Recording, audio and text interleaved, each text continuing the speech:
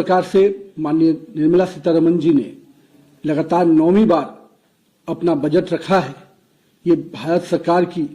Policy sustainability और good governance का प्रतीक है। माननीय प्रधानमंत्री जी का जो विश्वास जनता के बीच में है, उसको ये बजट पूरी तरह से दर्शाता है। हम लोगों ने देखा कि किस प्रकार से माननीय प्रधानमंत्री जी का सबका साथ सबके विकास के जो मूल मंत्र हैं, वो इस बजट के पूरे विस्तार में दिखता है। साथ ही साथ विकसित भारत 2047 के बनाने का जो सपना माननीय प्रधानमंत्री जी ने देखा है, उसके लिए भी ये संकल्प से सिद्धि वाला बजट है। इस बजट में जहां भारत के वैश्विक अस्थिरता के बावजूद भारत का जो ग्रोथ रेट है, जो 7% लगातार बढ़ रहा है, ये दिखा रहा है कि किस प्रकार से हमने अपने जीडीपी को लगातार मजबूत किया है और साथ ही साथ इन्फ्लेशन को भी अपने कंट्रोल में रखा है। ये इस दिशा में दिखाता है कि हमारे बजट में किस प्रकार से डेप्थनेस है, सबको लेके चलने का हमारा जो विश्वास है और सभी इंफ्रास्ट्रक्चर प्रोजेक्ट को मजबूत करने का जो हमारा विश्वास है, उस पर यह बजट काफी आगे दिख रहा है। युवा शक्ति को मैं मान सकता हूं कि युवा शक्ति ड्रिवन बजट है। इस बजट में जहां इंफ्रास्ट्रक्चर के ग्रोथ के पूरी तरह से मैन्युफैक्चरिंग यूनिट को आगे बढ़ाने का प्रयास किया गया है, इस बजट के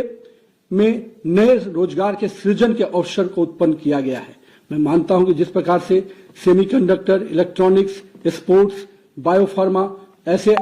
कई अन्य क्षेत्रों को जिस प्रकार से सरकार का इंसेंटिव मिल रहा है, कहीं 40,000 करोड़ का सेमीकंडक्टर्स के क्षेत्र में, 10,000 करोड़ का बायोफार्मा में जो सपोर्ट सिस्टम खड़ा हुआ है, ये सपोर्ट सिस्टम स्पष्ट रूप से सरकार की इस मंशा को दोहराता है कि हम नए रोजगार के सृजन की दिशा में आगे बढ़ रहे हैं।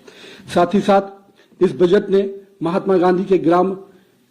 स्वरोजगार पहल को भी दिखाया है। इस पहल से जहां हमारे बुनकर, हमारे छोटे कुटीर उद्योगों को इसका लाभ मिलने जा रहा है और ग्रामीण क्षेत्रों के रोजगार को मजबूत करने की दिशा में यह बहुत बड़ा कदम है।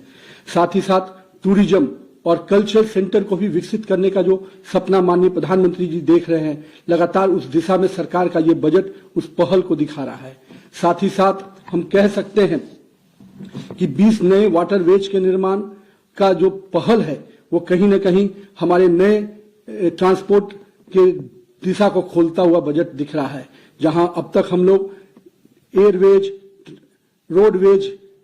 पर काम करते थे, ट्रेन पे काम करते, रेलवे पे काम करते थे, अब हम वाटरवेज की दिशा में भी बेहतर अवसर के साथ आगे बढ़ रहे हैं। पटना और बनारसी को शिप रिपेयरिंग सेंटर के रूप में विकसित करने की जो योजना माननीय प्रधानमंत्री जी ने बजट में दिखाई है, उससे कहीं न कहीं इन इलाकों में भी बहुत बड़ा नए रोजगार के सृजन होंगे। हम कह सकते हैं कि नारियल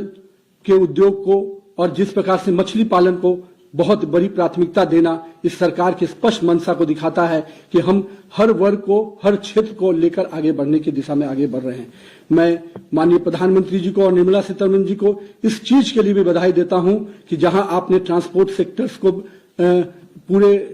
आगे बढ़ाने में आपने बड़ा कदम उठाया, आपने बजट में बड़ा आकार दिया, वहीं डिफेंस सेक्टर को आपने 7.8 लाख करोड़ के बजट से स्पष्ट संकेत दिया है कि हम देश के सुरक्षा के साथ कोई कंप्रोमाइज नहीं कर सकते हैं। तो मैं मानता हूं कि इस बजट ने समाज के हर वर्ग को विकास के साथ जोड़ना, समाज के हर वर्ग को लेके चलने की जो मंशा माननीय प्रधानमंत्री जी की रही है, वो मंशा हम सबको दिख रही है। और हम कह सकते हैं कि आज के इस बजट से समाज का हर वर्ग, चाहे वो युवा हो, महिला हो, नारी हो, मध्यम वर्ग हो, सबके लिए माननीय प्रधानमंत्री जी ने इस बजट में आकार दिया है। इसके लिए मैं माननीय प्रधानमंत्री जी को और माननीय वित्त मंत्री श्रीमती निर्मला सीतारमण जी को बहुत बहुत बधाई देता हूं। इस बजट